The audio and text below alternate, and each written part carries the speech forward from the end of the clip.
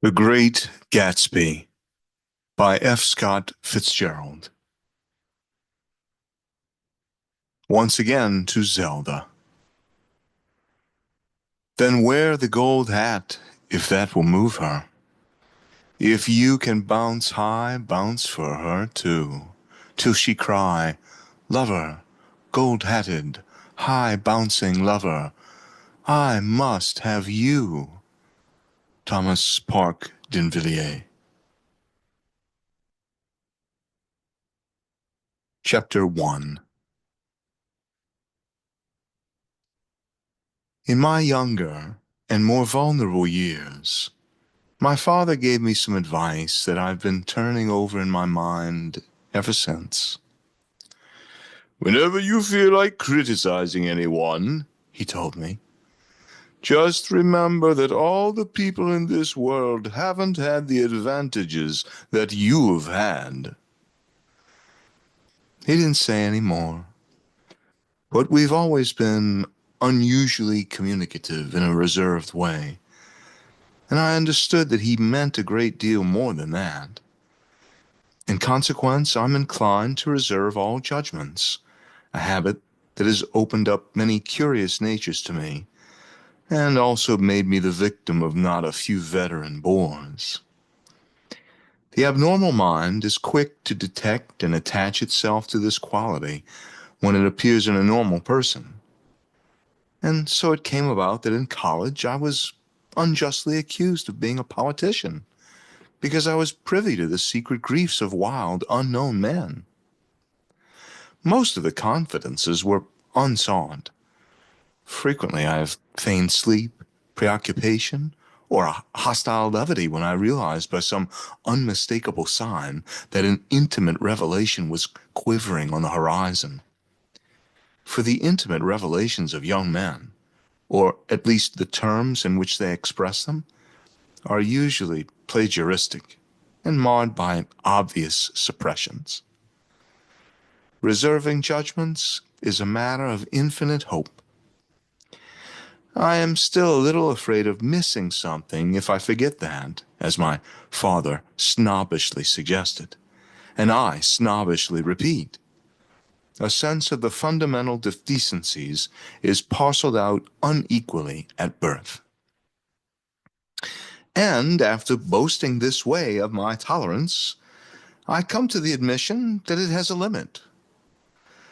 Conduct may be founded on the hard rock or the wet marshes, but after a certain point, I don't care what it's founded on. When I came back from the East last autumn, I felt that I wanted the world to be in uniform and at a sort of moral attention forever. I wanted no more riotous excursions with privileged glimpses into the human heart. Only Gatsby, the man who gives his name to this book, was exempt from my reaction. Gatsby, who represented everything for which I have an unaffected scorn. If personality is an unbroken series of successful gestures, then there was something gorgeous about him, some heightened sensitivity to the promises of life, as if he were related to one of those intricate machines that register earthquakes 10,000 miles away. This responsiveness had nothing to do with that flabby impressionability which is dignified under the name of the creative temperament. It was an extraordinary gift for hope, a romantic readiness such as I have never found in any other person, and which it is not likely I shall ever find again. No, Gatsby turned out all right at the end.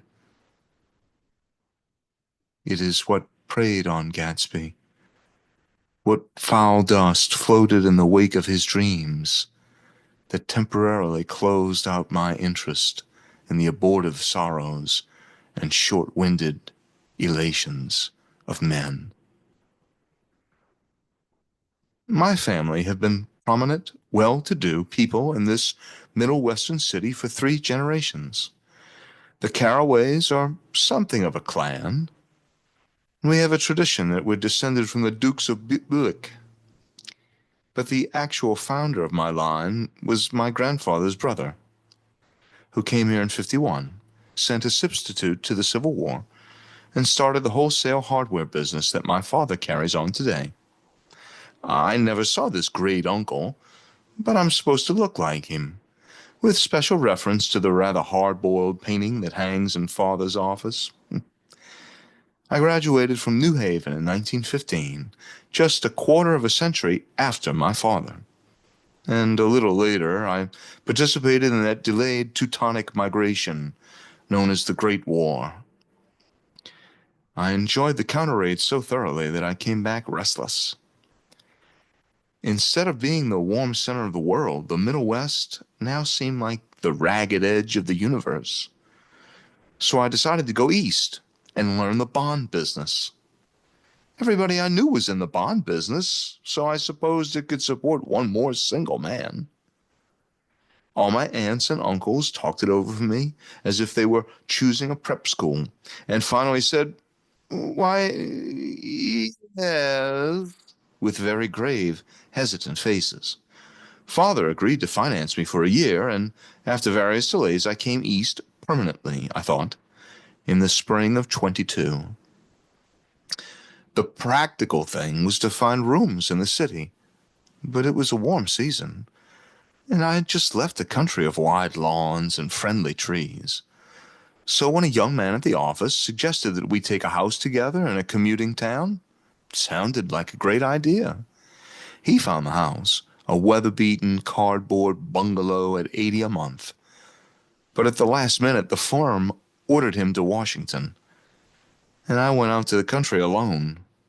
I had a dog. At least I had him for a few days until he ran away. And an old Dodge, and a Finnish woman who made my bed and cooked breakfast and muttered Finnish wisdom to herself over the electric stove. It was lonely for a day or so, until one morning some man, more recently arrived than I, stopped me on the road. How do you get to the West Egg Village?" he asked helplessly. I told him. And as I walked on, I was lonely no longer. I was a guide, a pathfinder, an original settler. He had casually conferred on me the freedom of the neighborhood. And so, with the sunshine and the great bursts of leaves growing on the trees, just as things grow in fast movies, I had that familiar conviction that life was beginning over again with the summer. There was so much to read, for one thing, and so much fine health to be pulled down out of the young, breath-giving air. I bought a dozen volumes on banking and credit and investment securities, and they stood in my shelf in red and gold like new money from the mint, promising to unfold the shining secrets that only Midas and Morgan and Maecenas knew. And I had the high intention of reading many other books besides. I was rather literary in college. One year, I wrote a series of very solemn and obvious editorials for the Yale News. And now I was going to bring back all such things into my life and become again that most limited of all specialists, the well-rounded man. This isn't just an epigram. Life is much more successfully looked at from a single window, after all.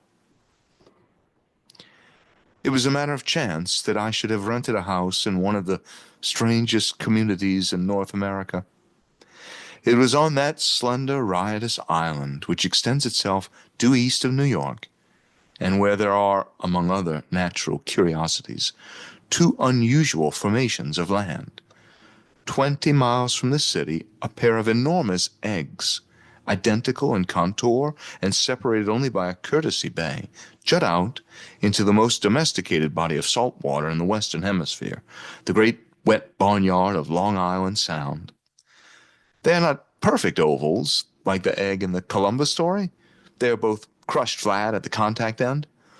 But their physical resemblance must be a source of perpetual wonder to the gulls that fly overhead.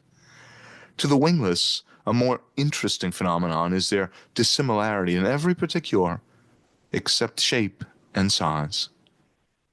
I lived at West Egg, well, the less fashionable of the two, though this is a most superficial tag to express the bizarre and not a little sinister contrast between them.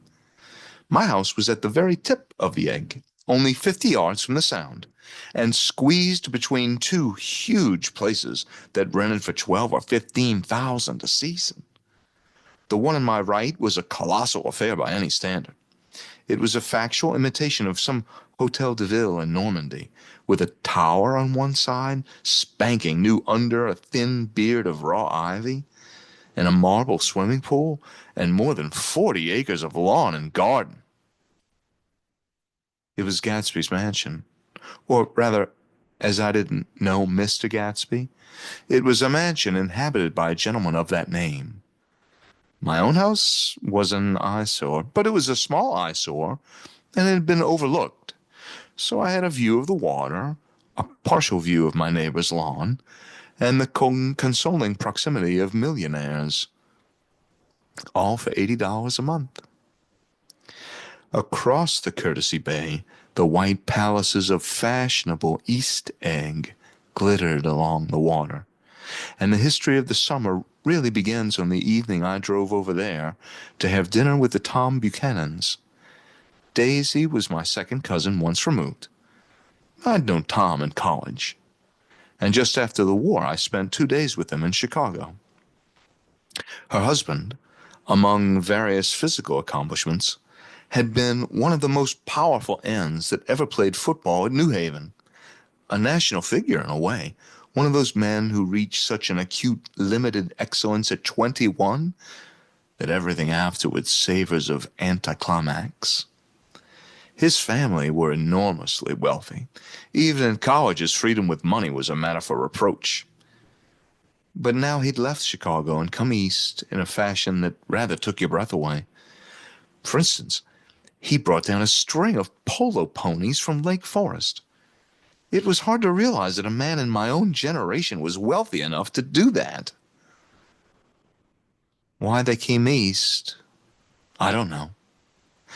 They had spent a year in France for no particular reason, and then drifted here and there, unrestfully, wherever people played polo and were rich together. This was a permanent move, said Daisy over the telephone, but I didn't believe it. I had no sight into Daisy's heart, but I felt that Tom would drift on forever, seeking, a little wistfully, for the dramatic turbulence of some irrecoverable football game. And so it happened that on a warm, windy evening, I drove over to East Egg to see two old friends, whom I scarcely knew at all. Their house was even more elaborate than I expected, a cheerful red and white Georgian colonial mansion overlooking the bay. The lawn started at the beach and ran towards the front door for a quarter of a mile, jumping over sundials and brick walks and burning gardens. Finally, when it reached the house, drifting up the side in bright vines as though from the momentum of its run.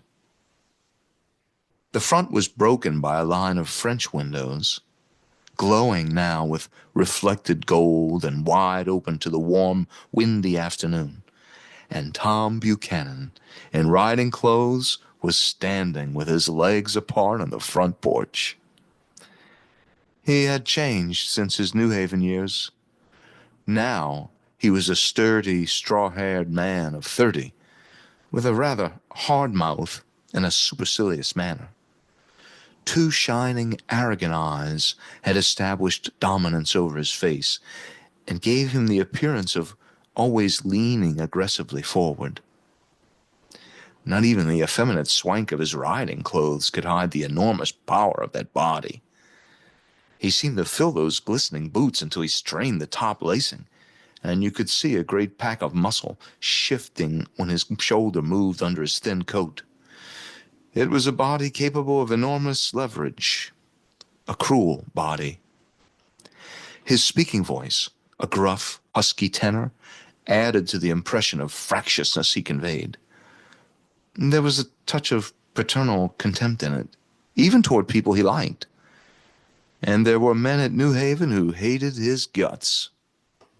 Now, don't think my opinion on these matters is final, he seemed to say, just because I'm stronger and more of a man than you are. We were in the same senior society, and while we were never intimate, I always had the impression that he approved of me and wanted me to like him with some harsh, defiant wistfulness of his own. We talked for a few minutes on the sunny porch. I've got a nice place here, he said, his eyes flashing about restlessly.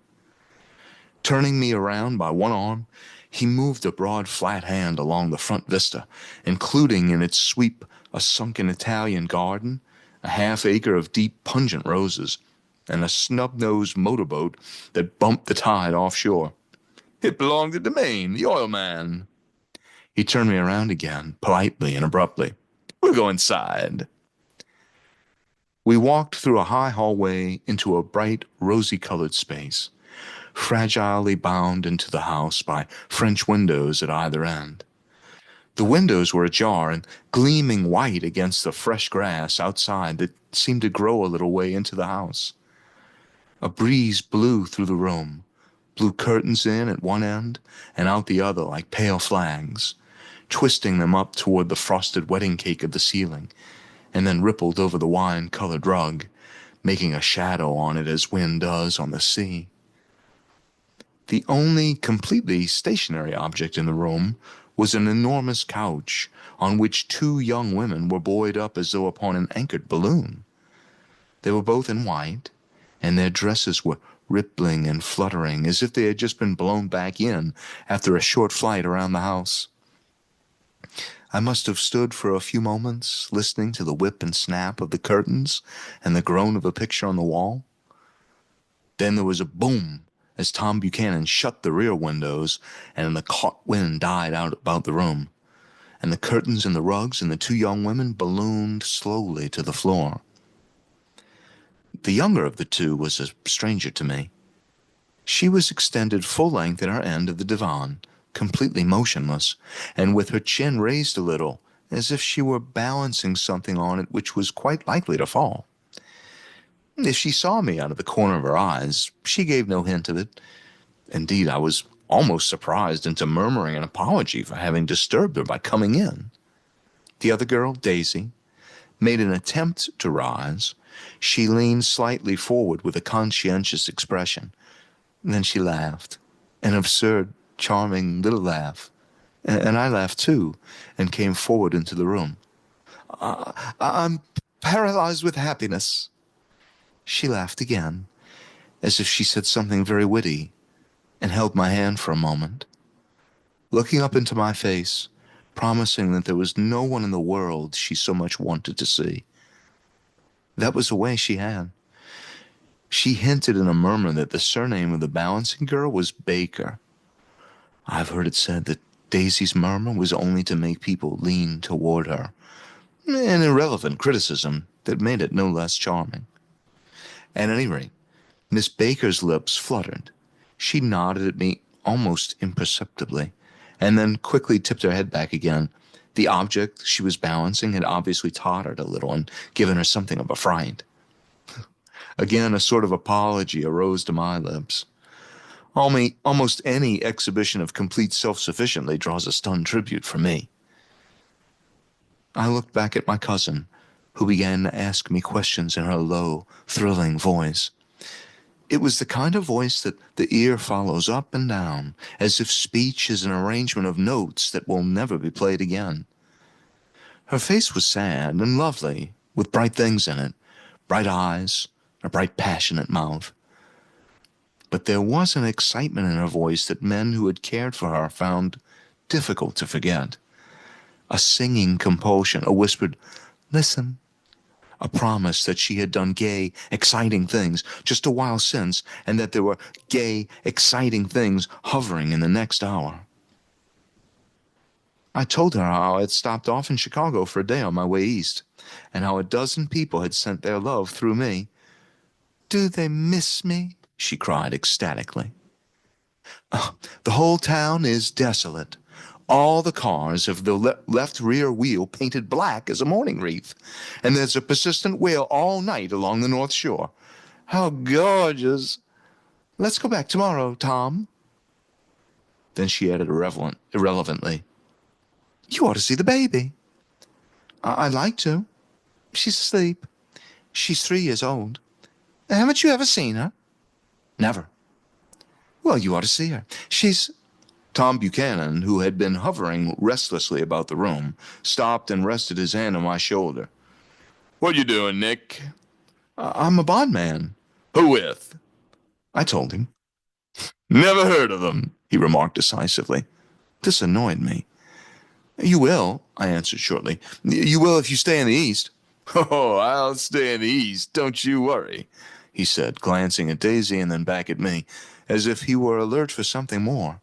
I'd be a goddamn fool to live anywhere else. At this point, Miss Baker said, Absolutely, with such suddenness that I started. It was the first word she had uttered since I came into the room. Evidently, it surprised her as much as it did me, for she yawned and with a series of rapid, deft movements stood up into the room. I'm stiff, she complained. I've been lying on that sofa for as long as I can remember. Don't look at me, Daisy retorted. I've been trying to get you to New York all afternoon. No thanks, said Miss Baker to the 4 cocktails just in from the pantry. I'm absolutely in training. Her host looked at her incredulously. You are? He took down his drink as if it were a drop in the bottom of a glass. How you ever get anything done is beyond me. I looked at Miss Baker, wondering what it was she got done. I enjoyed looking at her. She was a slender, small-breasted girl with an erect carriage, which she accentuated by throwing her body backward at the shoulders like a young cadet. Her gray, sun-strained eyes looked back at me with polite, reciprocal curiosity out of a wan, charming, discontented face. It occurred to me now that I had seen her, or a picture of her, somewhere before. You live in West Egg, she remarked contemptuously. I know somebody there. I don't know a single... You must know Gatsby. Gatsby? Demanded Daisy. What Gatsby? Before I could reply that he was my neighbor, dinner was announced. Wedging his tense arm imperatively under mine, Tom Buchanan compelled me from the room as though he were moving a checker to another square. Slenderly, languidly, their hands set lightly on their hips, the 2 young women preceded us out onto a rosy-colored porch, open toward the sunset, where 4 candles flickered on the table in the diminished wind. Why, candles, objected Daisy, frowning. She snapped them out with her fingers. In 2 weeks it'll be the longest day in the year. She looked at us all radiantly. Do you always watch for the longest day of the year and then miss it? I always watch for the longest day in the year and then miss it. We ought to plan something, yawned Miss Baker, sitting down at the table as if she were getting into bed. All right, said Daisy. What do we plan? She turned to me helplessly. What do people plan? Before I could answer, her eyes fastened with an odd expression on her little finger. Look, she complained. I hurt it. We all looked. The knuckle was black and blue. You did it, Tom, she said accusingly. I know you didn't mean to, but you did do it. That's what I get for marrying a brute of a man, a great big, hulking, physical specimen of a... I hate the word hulking, objected Tom crossly, even in kidding. Hulking, insisted Daisy. Sometimes she and Miss Baker talked at once, unobtrusively and with a bantering inconsequence that was never quite chatter, that was as cool as their white dresses and their impersonal eyes in the absence of all desire. They were here, and they accepted Tom and me, making only a polite, pleasant effort to entertain or to be entertained. They knew that presently dinner would be over, and a little later in the evening too would be over, and casually put away. It was sharply different from the West, where an evening was hurried from phase to phase towards its close. in a continually disappointed anticipation, or else in sheer nervous dread of the moment itself. You make me feel uncivilized, Daisy, I confessed to my second glass of corky but rather impressive claret. Can't you talk about crops or something? I meant nothing in particular by this remark, but it was taken up in an unexpected way. Civilization's going to pieces, broke out Tom violently. I've gotten to be a terrible pessimist about things. Have you read The Rise of the Colored Empires by this man, Goddard? Why, no, I answered, rather surprised by his tone. Well, it's a fine book, and everybody ought to read it. The idea is, if we don't look out, the white race will be utterly submerged. It's all scientific stuff. It's been proved. Tom's getting very profound, said Daisy with an expression of unthoughtful sadness. He reads deep books with long words in them. What was that word we... Well, these books are all scientific, insisted Tom, glancing at her impatiently. This fellow has worked out the whole thing. It's up to us, who are the dominant race, to watch out, or these other races will have control of things. We've got to beat them down, whispered Daisy, winking ferociously toward the fervent sun. You ought to live in California, began Miss Baker, but Tom interrupted her by shifting heavily in his chair. This idea is that we're Nordics. I am, you are, and... After an infinitesimal hesitation, he included Daisy with a slight nod. She winked at me again. And we've produced all the things that go to make civilization. Science, art, and all that. You see? There was something pathetic in his concentration, as if his complacency, more acute than of old, was not enough to him any more. When almost immediately the telephone rang inside, and the butler left the porch, Daisy seized upon the momentary interruption and leaned toward me. I'll tell you a family secret, she whispered enthusiastically. It's about the butler's nose. Do you want to hear about the butler's nose? That's why I came over tonight. Well, he wasn't always a butler. He used to be the silver polisher for some people in New York that had a silver service for 200 people. He had to polish it from morning till night, until finally it began to affect his nose. Things went from bad to worse, suggested Miss Baker. Yes, things went from bad to worse, until finally he had to give up his position. For a moment, the last sunshine fell with romantic affection upon her glowing face. Her voice compelled me forward breathlessly as I listened. Then the glow faded, each light deserting her with lingering regret, like children leaving a pleasant street at dusk. The butler came back and murmured something close to Tom's ear, whereupon Tom frowned, pushed back his chair, and without a word went inside. As if his absence quickened something within her, Daisy leaned forward again, her voice glowing and singing. I love to see you at my table, Nick. You remind me of a rose, an absolute rose, doesn't he? She turned to Miss Baker for confirmation. An absolute rose? This was untrue. I am not even faintly like a rose. She was only extemporizing. But a stirring warmth flowed from her, as if her heart was trying to come out to you, concealed in one of those breathless, thrilling words. Then suddenly she threw her napkin on the table and excused herself and went into the house. Miss Baker and I exchanged a short glance, consciously devoid of meaning. I was about to speak when she sat up alertly and said, "Shh," in a warning voice. A subdued, impassioned murmur was audible in the room beyond, and Miss Baker leaned forward unashamed, trying to hear.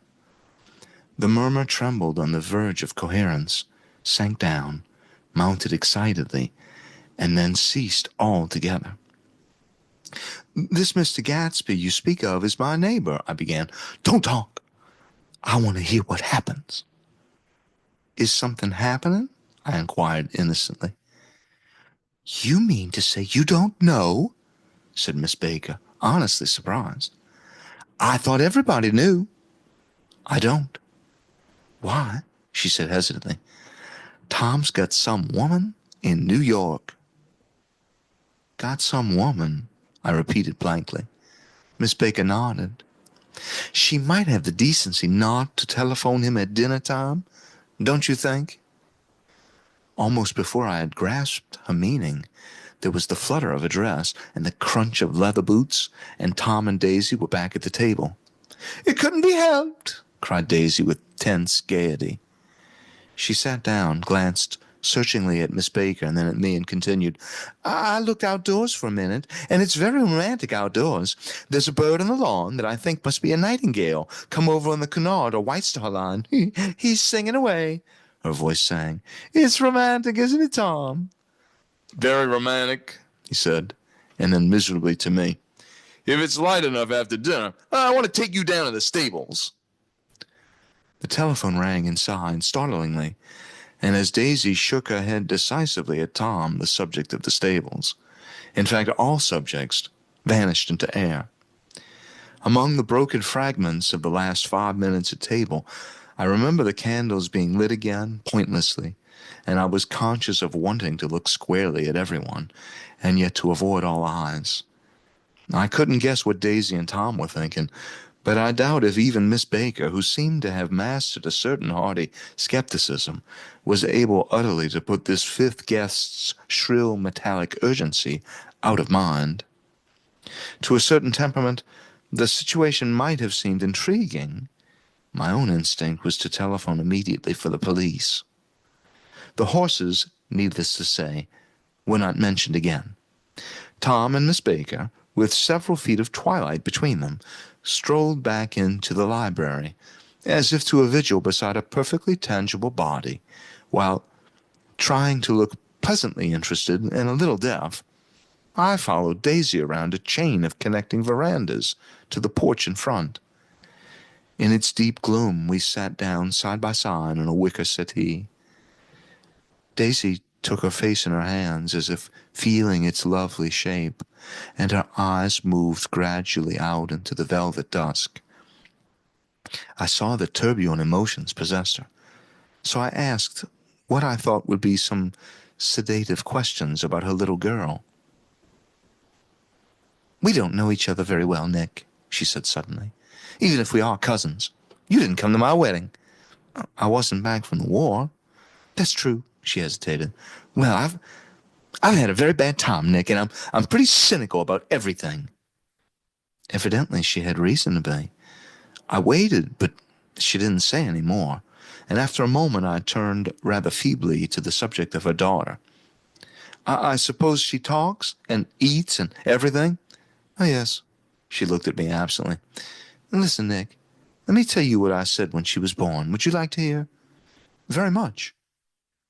"It'll show you how I've gotten to feel about things. Well, she was less than an hour old, and Tom was God knows where. I woke up out of the ether with an utterly abandoned feeling, and asked the nurse right away if it was a boy or a girl. She told me it was a girl, and so I turned my head away and wept. 'All right,' I said, 'I'm glad it's a girl, and I hope she'll be a fool. That's the best thing a girl can be in this world, a beautiful little fool.' You see, I think everything's terrible anyhow," she went on in a convinced way. "Everybody thinks so, the most advanced people. And I know. I've been everywhere, and seen everything, and done everything." Her eyes flashed around her in a defiant way, rather like Tom's, and she laughed with thrill and scorn. "Sophisticated? God, I'm sophisticated." The instant her voice broke off, ceasing to compel my attention, my belief, I felt the basic insincerity of what she had said. It made me uneasy, as though the whole evening had been a trick of some sort to exact a contributory emotion from me. I waited, and sure enough, In a moment, she looked at me with an absolute smirk on her lovely face, as if she had asserted her membership in a rather distinguished secret society to which she and Tom belonged. Inside, the crimson room bloomed with light. Tom and Miss Baker sat on either end of the long couch, and she read aloud to him from the Saturday Evening Post, the words murmurous and uninflected, running together in a soothing tune. The lamplight, bright on his boots and dull on the autumn leaf yellow of her hair, glinted along the paper as she turned a page with a flutter of slender muscles in her arms. When we came in, she held us silent for a moment with a lifted hand. "To be continued," she said, tossing the magazine on the table, "in our very next issue." Her body asserted itself with a restless movement of her knee, and she stood up. 10 o'clock, she remarked, apparently finding the time on the ceiling. "Time for this good girl to go to bed." "Jordan's going to play in the tournament tomorrow," explained Daisy, "over at Westchester." "Oh, you're Jordan Baker." I knew now why her face was familiar. Its pleasing, contemptuous expression had looked out at me from many Rutagrove pictures of the sporting life at Asheville and Hot Springs and Palm Beach. I had heard some of her, too. A critical, unpleasant story. But what it was, I had forgotten long ago. "Good night," she said softly. "Wake me at 8, won't you? If you'll get up." "I will. Good night, Mr. Carroway. See you anon." "Of course you will," confirmed Daisy. "In fact, I think I'll arrange a marriage. Come over often, Nick, and I'll sort of, well, fling you together. You know, lock you up accidentally in linen closets and push you out to sea in a boat and all that sort of thing." "Good night," called Miss Baker from the stairs. "I haven't heard a word." "She's a nice girl," said Tom after a moment. "They oughtn't let her run around the country this way." "Who oughtn't to?" inquired Daisy coldly. "Her family." "Her family is one aunt about 1,000 years old. Besides, Nick's going to look after her, aren't you, Nick?"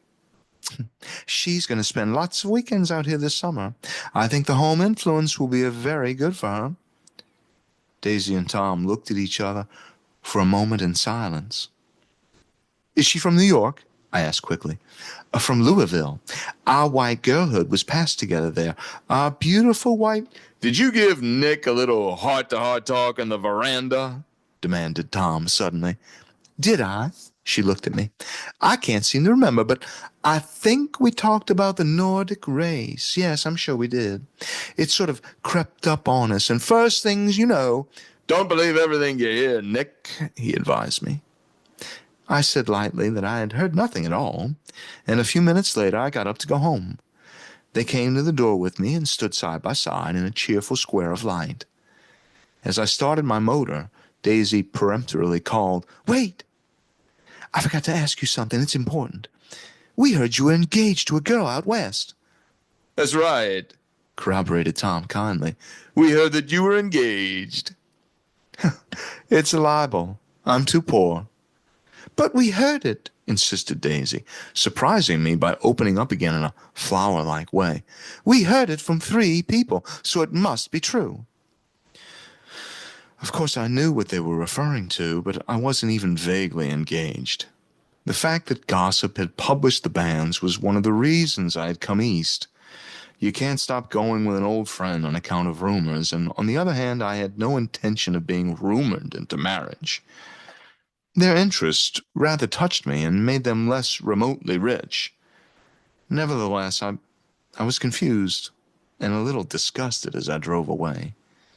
It seemed to me that the thing for Daisy to do was to rush out of the house, child in arms. But apparently there were no such intentions in her head.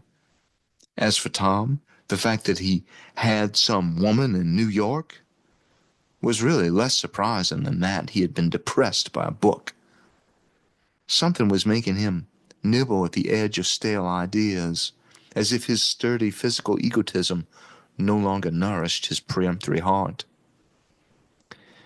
Already it was deep summer on roadhouse roofs and in front of wayside garages, where new red petrol pumps set out in pools of light, and when I reached my estate at West Egg, I ran the car under its shed and sat for a while on an abandoned grass roller in the yard. The wind had blown off, leaving a loud, bright night, with wings beating in the trees and a persistent organ sound as the full bellows of the earth blew the full frogs full of life. The silhouette of a moving cat wavered across the moonlight, and turning my head to watch it, I saw that I was not alone. 50 feet away, a figure had emerged from the shadow of my neighbor's mansion and was standing with his hands in his pockets, regarding the silver pepper of the stars. Something in his leisurely movements and the secure position of his feet upon the lawn suggested that it was Mr. Gatsby himself, come out to determine what share was his of our local heavens. I decided to call to him. Miss Baker had mentioned him at dinner, and that would do for an introduction. But I didn't call to him, for he gave a sudden intimation that he was content to be alone. He stretched out his arms toward the dark water in a curious way, and far as I was from him, I could have sworn he was trembling. Involuntarily, I glanced seaward, and distinguished nothing except a single green light, minute and far away, that might have been the end of a dock. When I looked once more for Gatsby, he had vanished, and I was alone again in the unquiet darkness.